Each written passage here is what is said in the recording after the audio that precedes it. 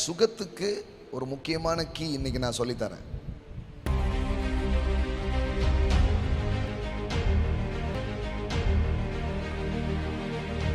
ஒருத்தர் சொன்னாரு, பரிசுத்த ஆவிக்கு விரோதமாக நாம் பேசணும்னா அந்த பாவத்தை உங்களுக்கு மன்னிக்கவே மாட்டாங்க அப்படின்னு இயேசு என்ன பண்ணிட்டாரு, சொல்லிட்டாரு அப்படின்றாங்க.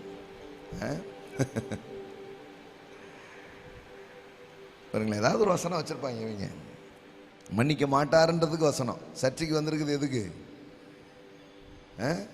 குற்ற உணர்வு, பாவ உணர்வுலாம் நீங்கள் சந்தோஷமாக போகிறதுக்காக வந்திருக்கிறான். ஆனால் இவனுக்கு என்ன பிரசங்கம் ஓடுது?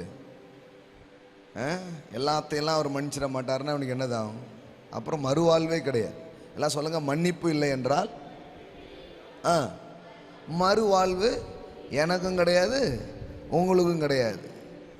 இங்கே மறுவாழ்வுன்னு ஒன்று இருக்கிறதுனுடைய காரணமே என்னன்னா, மன்னிப்புன்னு ஒன்று இருக்கிறதுனால தான் மறுவாழ்வு. நீங்கள் யோசித்து பாருங்க, உங்களுக்கு மன்னிப்பே கிடையாதுன்னா நீங்கள் வாழ்ந்துருவீங்களா? கடவுளுக்கு முன்னாடி மட்டும் இல்லை, உங்கள் வீட்டில் உங்களால் வாழ முடியும்னு நினைக்கிறீங்க? உங்கள் மனைவி உங்களை மன்னிச்சிருப்பாங்க, இல்லை உங்கள் கணவர் உங்களை மன்னிச்சிருப்பாங்க, உங்கள் பெற்றோர்கள் உங்களை மன்னிச்சிருப்பாங்க, இல்லை உங்கள் பிள்ளைங்க உங்களை மன்னிச்சிருப்பாங்க. We need forgiveness. எல்லாம் சொல்லுங்கள், எல்லாருக்கும் மன்னிப்பு வேணும். நீங்கள் ஆரோக்கியமாய் வாழ இன்னைக்கு ஒரு திறவுகோல், இன்னைக்கு ஒரு ரகசியத்தை நான் உங்களுக்கு சொல்லித்தரேன். ஏன் இது படிப்படியாக நம்ம தெரிஞ்சுக்க வேண்டியது இருக்குது அப்படின்னா, தேவன் வச்சிட்டார், ஆனால் நம்ம எடுக்காது நிறைய இருக்குது. அது ரொம்ப சீரியஸாக நம்ம கவனித்து அதை நாம் எடுத்துக்கணுன்றது ரொம்ப முக்கியமானது. சுகத்துக்கு ரொம்ப முக்கியமான கீ என்ன தெரியுமா?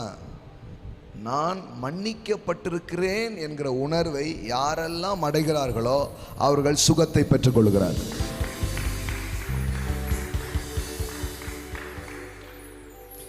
சுகத்துக்கு பெரிய எதிரி என்னது தெரியுமா? குற்ற உணர்வு. எல்லாம் சொல்லுங்க, குற்ற உணர்வு. நீங்க எப்போ சுகம் ஆவீங்க தெரியுமா? என் அக்கிரமங்களை எல்லாம் மன்னித்து. எல்லாம் சொல்லுங்க, இயேசு கிறிஸ்துவின் ரத்தம். ரொம்ப பழைய வசனம் நினச்சிடாதீங்க, இன்னைக்கு அதுதான் ரொம்ப தேவைப்படுது. சொல்லுங்க, இயேசு கிறிஸ்துவின் ரத்தம் சில பாவங்களை நீக்கி. அப்படியே ஃப்ளோவா பின்னாடி வந்துட்டீங்களா? சொல்லுங்க, இயேசு கிறிஸ்துவின் ரத்தம் சகல பாவங்களை நீக்கி நம்மை சுத்திகரிக்கிறது. சில பாவங்கள் கிடையாது. என்னது? மறுபடியும் சொல்லுங்க. அப்படின்னு என்ன அர்த்தம்? எல்லா பாவங்களையும் இயேசுவின் ரத்தம் நீக்குகிறது. ஆமென். இயேசு கிறிஸ்துவின் ரத்தம் சகல பாவங்களையும், சில பாவங்களை அல்ல.